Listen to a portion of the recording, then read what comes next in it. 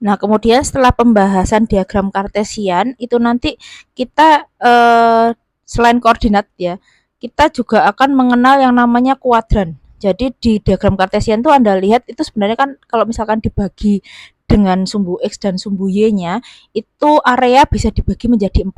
Jadi kalau misalkan saya tuliskan di sini ada area 1, area 2 gitu ya, kemudian area 3 dan area 4. Nah, 4 area ini kalau misalkan secara matematikanya itu kita sebut sebagai kuadran gitu ya. Jadi area 1 kita sebut kuadran 1, kemudian area 2 itu kita sebut sebagai kuadran 2, area 3 kita sebut sebagai kuadran 3 dan area 4 kita sebut sebagai kuadran 4. Nah, untuk kuadran ini dia kalau misalkan eh ada garis gitu ya, ada garis di area kuadran 1 gitu, kemudian kita ambil sudutnya gitu ya. Sudutnya dari X positif ke garis tersebut gitu.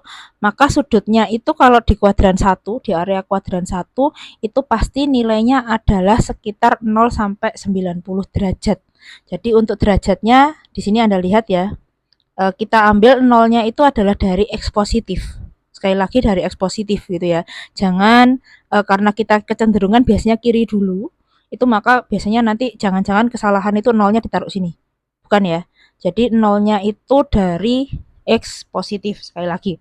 Nah, kemudian kita lihatnya ke arah berlawanan arah jarum jam. Jadi 0 kemudian Jadi dari 0 kemudian ke 90 derajat, 90 derajatnya ke X positif gitu. Kemudian 180 derajat. Nah, 180 derajat ini di X negatif. Ya, kemudian 270 derajat. 270 derajat di Y negatif. Kemudian 360 derajat kembali ke X positif. Jadi 360 derajat sekali lagi adalah satu lingkaran utuh, itu 360 derajat. Separuh lingkaran itu 180 derajat. Seperempat lingkaran itu adalah 90 derajat atau siku-siku.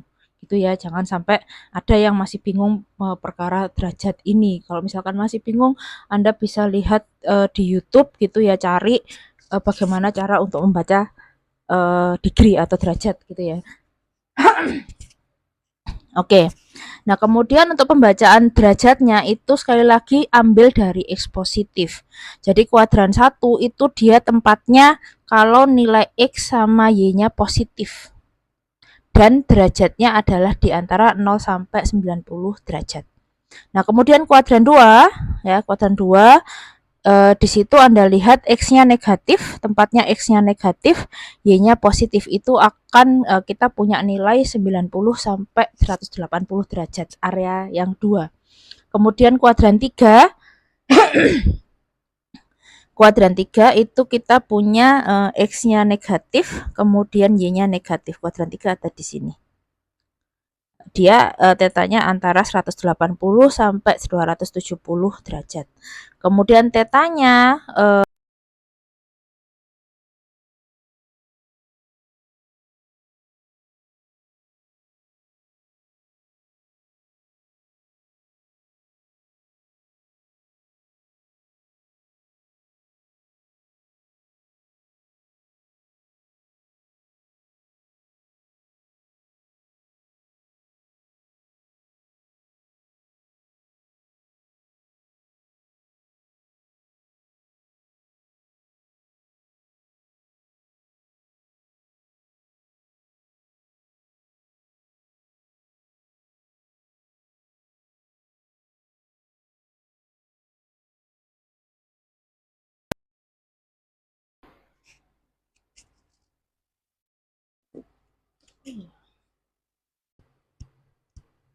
Nah, kemudian untuk kuadran 4 ini ya, kalau misalkan untuk kuadran 4 di situ berarti areanya di sini ya, areanya ada di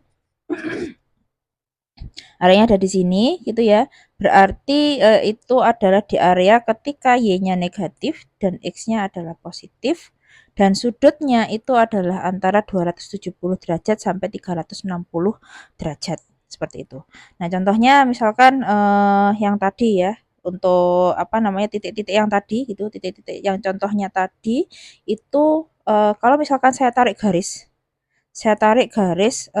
ke titik-titik tadi dari sumbu 0,0 gitu ya, ke titik 4,2, kemudian juga ke titik 3,4, kemudian juga ke titik -6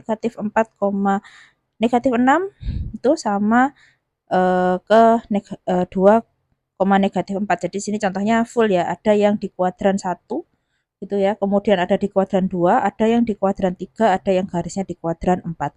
Nah, kemudian untuk penarikan tetanya sekali lagi dimanapun kuadrannya, penarikan tetanya adalah dari X positif. Jadi kalau misalkan kita menarik teta dari tetanya untuk yang 4,2, di situ Anda tarik tetanya itu seperti ini. Jadi dari X positif ke garis tersebut. Kemudian kalau yang teta 2 bagaimana? Yang di kuadran 2, yang di negatif 3,4 itu. Nah, kita tariknya seperti ini ya. Jadi dari sekali lagi dari X positif sampai di titiknya negatif 3,4 itu adalah teta 2. Jadi makanya pembacaannya itu dia sudutnya antara 90 sampai 180 derajat gitu ya. Jadi kalau misalkan sudut itu sudah lebih dari 90 derajat itu sudah sudutnya tumpul gitu. Jadi Anda lihat ini sudutnya begini. Lebar gitu sudutnya. Nah, kemudian kalau misalkan yang sudut lebih dari 180 itu gimana ya? Berarti dia ada lebih sudutnya itu sudah 180, kemudian ditambah lagi sampai teta 3 itu contohnya yang teta 3 itu sampai di garisnya minus 4 negatif 4, negatif 6 ya. Jadi pembacaan teta seperti itu berlawanan arah jarum jam. Nah, Bu, apakah teta bisa dibaca dengan searah jarum jam alias misalkan seperti ini gitu ya. Apakah bisa? Bisa, tapi nanti jadinya tetanya tidak dalam bentuk positif akan tetapi dalam bentuk negatif gitu. Jadi kalau tetanya sekali lagi kalau tetanya kita baca dari X positif gitu ya, kemudian kita baca berlawanan arah jarum jam gitu, maka tetanya akan positif. Sementara kalau misalkan kita membacanya dari X positif searah jarum jam gitu, maka tetanya akan kita baca negatif seperti itu. Nah, untuk mencari tetanya karena untuk mencari teta ini kalkulator pada dasarnya itu dia tidak bisa membaca kuadran 2 dan kuadran 3. Jadi kalau misalkan misalkan Anda mencari gitu ya, tetanya yang nomor 2. Ini Anda cari misalkan langsung tangan, arkes tangan gitu, Y-nya 4, X-nya negatif 3. Itu akan terbaca, dia akan terbaca di kuadran 4. Kecenderungan dia akan membaca di kuadran 4. Kalkulator akan memberikan jawaban negatif sekian-sekian gitu.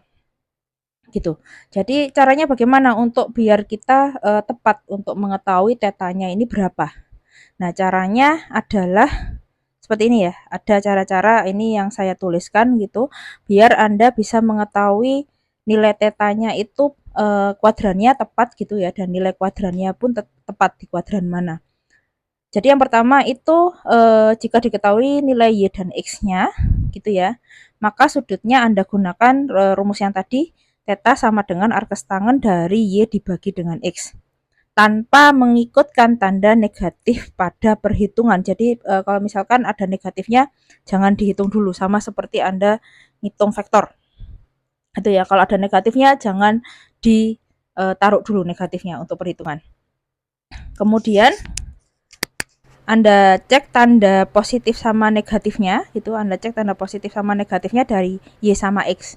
Jadi positif sama negatifnya ini hanya untuk ngecek apakah letak kuadrannya itu di mana gitu.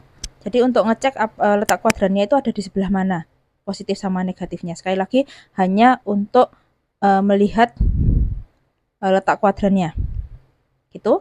Kemudian untuk perhitungan sudutnya bisa dilihat dari catatan ini. Jadi kalau misalkan Anda membacanya searah jarum jam gitu ya, maka teta akhirnya atau teta sebenarnya itu adalah sama dengan teta. Jadi kalau misalkan kalau di kuadran 1 gitu, Anda ketemu arkes tangannya sama dengan 20 derajat, berarti ya teta akhirnya ya 20 derajat. Seperti itu. sesuai dengan tadi ya. Jadi sudut itu bisa dibaca dari X positif ya dengan dua cara, yaitu yang pertama berlawanan arah jarum jam, jadi nanti tetanya adalah hasilnya positif gitu. Kemudian untuk yang searah jarum jam, maka nanti tetanya hasilnya adalah sama dengan negatif ya, tandanya adalah negatif. Nah, jadi yang untuk di kuadran 1 gitu ya, misalkan Anda ketemu tetanya sama dengan 20 derajat dari arkes tangan Y dibagi X-nya itu ketemu 20 derajat misalkan.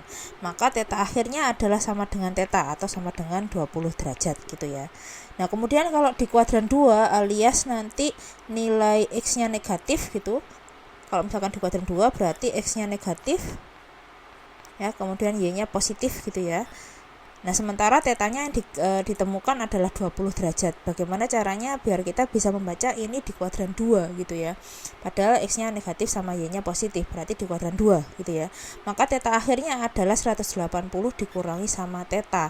Jadi kalau misalkan tetanya ketemu 20 derajat, maka teta akhirnya adalah sama dengan 160 derajat.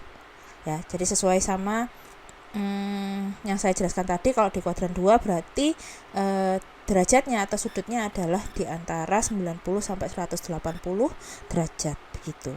Nah, kemudian untuk kuadran 3, kalau misalkan Anda ketemu tetanya adalah sama dengan 20 derajat, kuadran 3 berarti posisinya adalah X-nya negatif, Y-nya negatif gitu ya. Maka teta akhirnya adalah 180 ditambah teta. Kalau tetanya ketemu 20 derajat, berarti teta akhirnya adalah sama dengan 200 derajat.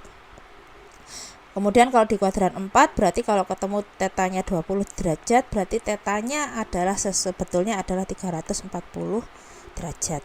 Gitu ya untuk yang tetanya positif. Nah, sementara kalau misalkan yang tetanya negatif bagaimana? Jadi kalau yang tetanya negatif itu biasanya bacanya seringkali kita ambil negatif kalau dia sudutnya ada di kuadran 3 sama kuadran 4 gitu ya. Kalau di kuadran 1 sama kuadran 2 sepertinya jarang kalau kita pakai representasi tetanya negatif gitu.